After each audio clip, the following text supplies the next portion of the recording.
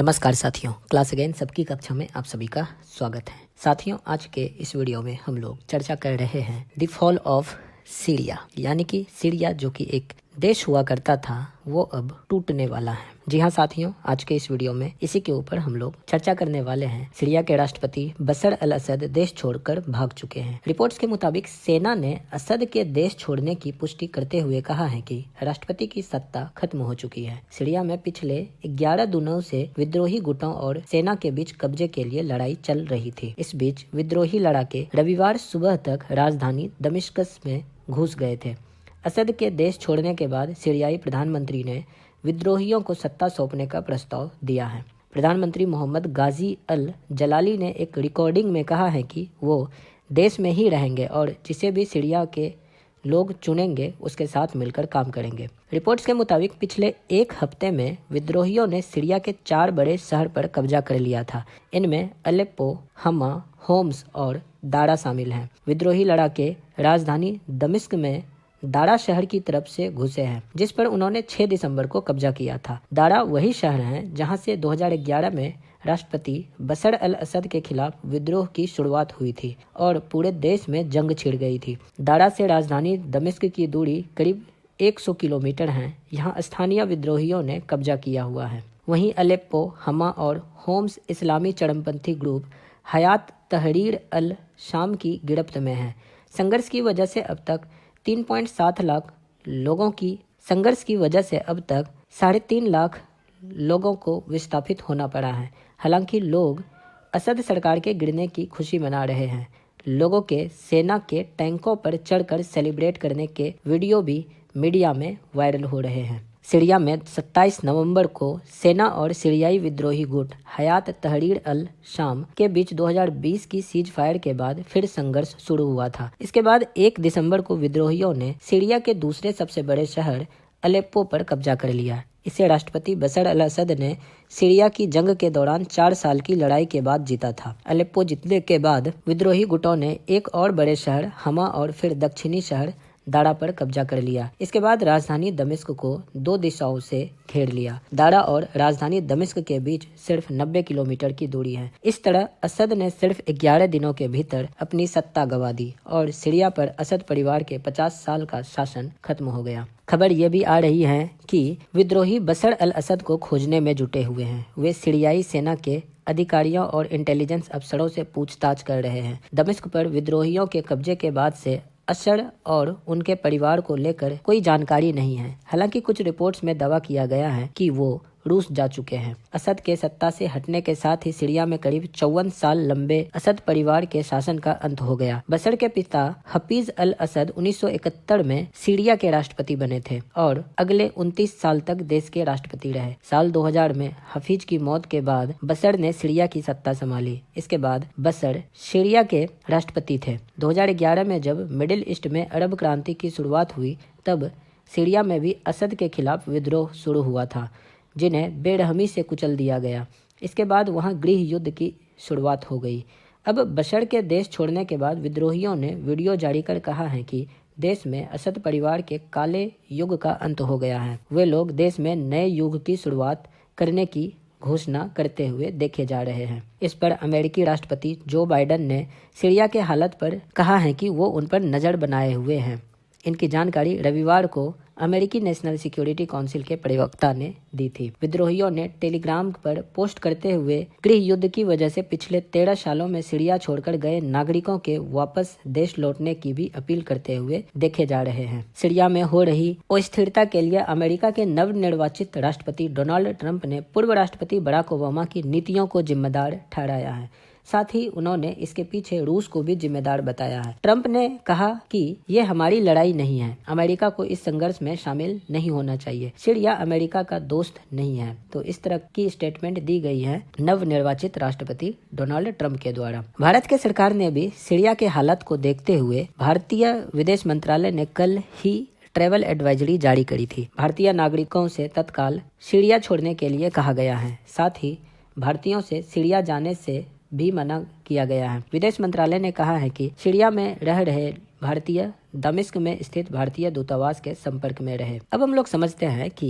इन विद्रोहियों का असर क्या होगा। दरअसल यूएस इंस्टीट्यूट ऑफ पीस की प्रोफेसर मोना याकूबियन का कहना है कि यह दक्षिण एशिया में वर्चस्व की लड़ाई है। सीरिया भू राजनीतिक रूप से अहम है। इसकी सीमा इराक, तुर्की, जॉर्डन, लेबनान और इजराइल जैसे देशों से लगती है। सीरिया पर नियंत्रण अहम व्यापार मार्गों, ऊर्जा गलियारों तक पहुंच प्रदान करता है और पूरे क्षेत्र में प्रभाव डालने के लिए आधार प्रदान करता है। विद्रोह का रूस पर बड़ा असर होगा। पश्चिमी एशिया में सीरिया उसका सबसे भरोसेमंद पार्टनर है। साथ ही 2011 में बशर के खिलाफ विद्रोह के बाद से रूस बशर को हर तरह की सैन्य, आर्थिक व राजनीतिक मदद देता रहा है। इस कारण रूस चाहता है कि बशर सत्ता में बने रहे। साथ ही विद्रोहियों को अमेरिकी समर्थन प्राप्त है। ऐसे में यदि बशर जाते हैं तो इसका बड़ा नुकसान रूस को हो सकता है। भारत और सीरिया के रिश्ते वैसे तो ऐतिहासिक हैं, लेकिन विद्रोह नहीं रुका तो कच्चे तेल के दामों में उछाल देखने को मिल सकता है। इससे भारत पर असर पड़ेगा। वहीं हाल में पावर और सोलर प्लांट प्रोजेक्ट पर दोनों मुल्क साथ काम कर रहे हैं। भारत ने 2022 में इसके लिए 28 करोड़ डॉलर की मदद की घोषणा करी थी। विद्रोह के बढ़ने पर इन प्रोजेक्ट्स पर असर होगा। 2008 में बशर भारत का दौरा भी कर चुके हैं। रिपोर्ट्स के मुताबिक ये भी माना जा रहा है कि ईरान ने शुक्रवार से सीरिया से अपने सैन्य कमांडर, रिवोल्यूशनरी गार्ड से जुड़े लोगों, राजनयिक कर्मचारियों और उनके परिवारों को निकालना शुरू कर दिया था। रिपोर्ट्स में ईरानी अधिकारियों के हवाले से बताया गया था कि ईरान पहले की तरह असद सरकार का साथ देने में असमर्थ है। अधिकारी ने बताया कि दमिश्क में रह रहे विशेष कर्मचारियों को विमानों से तेहरान लाया जा रहा है, जबकि बाकियों को जर्मनी के रास्ते से लताकिया बंदरगाह तक पहुंचाया जा रहा है, जहां से वे ईरान पहुंचेंगे। ईरानी मामलों के जानकारों के मुताबिक ईरान ने अपनी अधिकारियों और सुरक्षा कर्मियों को निकालना शुरू कर दिया है, क्योंकि उन्हें लग रहा है कि सीरिया की सेना विद्रोहियों का मुकाबला नहीं कर पाएगी। ईरान संसद के सदस्य अहमद नादेरी ने नेशनल मीडिया पर नाराजगी जताते हुए उन्होंने कहा है कि सीरिया पतन के कगार पर है और वे लोग शांति से ये सब देख रहे हैं। अगर दमिश्क गिर गया तो ईरान, इराक और लेबनान में अपना असर वो लोग खो देंगे। ईरान के विदेश मंत्री अब्बास अराघची ने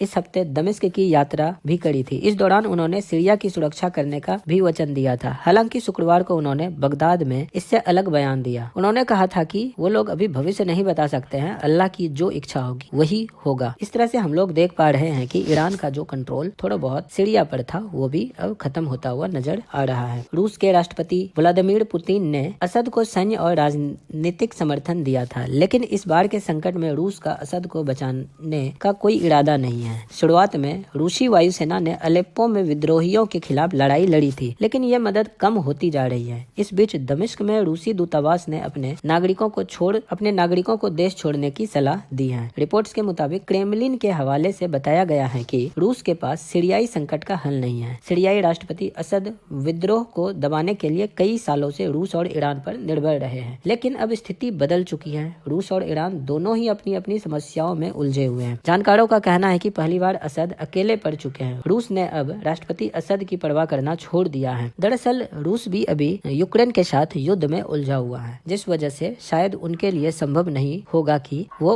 असद की मदद कर सके। सीरिया का सबसे बड़ा संगठन HTS पहले अल कायदा से जुड़ा रहा। सुन्नी गुट HTS का नेतृत्व अबू मोहम्मद अल जुलानी कर रहा था। जुलानी बीते कई साल से सीरिया की अल असद सरकार के लिए खतरा बना हुआ था। रिपोर्ट्स के मुताबिक अल जुलानी का जन्म 1982 में रियाद, सऊदी अरबिया में हुआ था और वहाँ उसके पिता पेट्रोलियम इंजीनियर थे। साल 1989 में जुलानी का परिवार सीरिया लौट आया और दमिश्क के पास बस गया। जुलानी ने 2003 में इराक पर अमेरिकी हमले के बाद मेडिकल की पढ़ाई बीच में छोड़कर अल कायदा ज्वाइन कर लिया था। वह अल कायदा में अबू मुसाब अल जरकावी का करीबी माना जाता है। 2006 में जरकावी की हत्या के बाद जुलानी ने लेबनान और इराक में समय बिताया। 2006 में ही जुलानी को इराक में अमेरिकी सेना ने गिरफ्तार कर लिया। 5 साल जेल में रहने के बाद उसे रिहा कर दिया गया। इसके बाद वह इस्लामिक स्टेट के साथ जुड़ा। 2011 में असद के खिलाफ विद्रोह प्रदर्शन के बीच जुलानी सीरिया आ गया। इसके बाद उसने जबात अल नुसरा का गठन किया और असद सरकार के खिलाफ जंग छेड़ दी। साल 2017 में अल नुसरा कुछ दूसरे आतंकी गुटों के साथ मिलकर हयात तहरीर अल शाम यानी कि HTS बनाया। HTS अब सीरिया में सबसे शक्तिशाली विद्रोही गुट माना जाता है। अलेप्पो और हमा पर कब्जे से पहले इस संगठन का इदलिब पर कब्जा था। रिपोर्ट्स के मुताबिक इस संगठन के पास 30,000 लड़ाके हैं। अमेरिका अमेरिका ने 2018 में इस संगठन को आतंकी लिस्ट में डाला था। इससे पहले 2011 में अरब क्रांति के साथ ही सीरिया में गृह युद्ध की शुरुआत हो गई थी। सीरिया के लोगों ने 10 साल से सत्ता में काबिज बशर अल असद सरकार के खिलाफ विद्रोह प्रदर्शन शुरू कर दिए। इसके बाद फ्री रशियन आर्मी के नाम से एक विद्रोह गुट तैयार हुआ। विद्रोह गुट के बनने के साथ ही सीरिया में गृह युद्ध की शुरुआत हो गई थी। इसमें अमेरिका, रूस, ईरान और सऊदी अरब के शामिल होने के बाद ये संघर्ष और बढ़ता गया। इस बीच सीरिया में आतंकवादी संगठन ISIS ने भी पैर पसार लिए थे। 2020 के सीज फायर समझौते के बाद यहाँ सिर्फ छिटपुट झड़प ही हुई है। संयुक्त राष्ट्र के रिपोर्ट के मुताबिक 1 दशक तक चले गृह युद्ध में 3 लाख से ज्यादा लोग मारे गए थे। इसके अलावा लाखों लोगों को विस्थापित होना पड़ा था। तो साथियों, आज के लिए इस वीडियो में इतना ही। अगला सीरिया को लेकर के कुछ नया अपडेट होता है तो हम लोग एक नए वीडियो में उसकी चर्चा कर लेंगे। खत्म करने से पहले अगर आप लोग चैनल पर नए हैं तो चैनल को सब्सक्राइब कर दें और अपने साथियों के साथ इनको शेयर भी कर दें। मिलते हैं हम लोग अगली वीडियो में। नमस्कार, जय हिंद।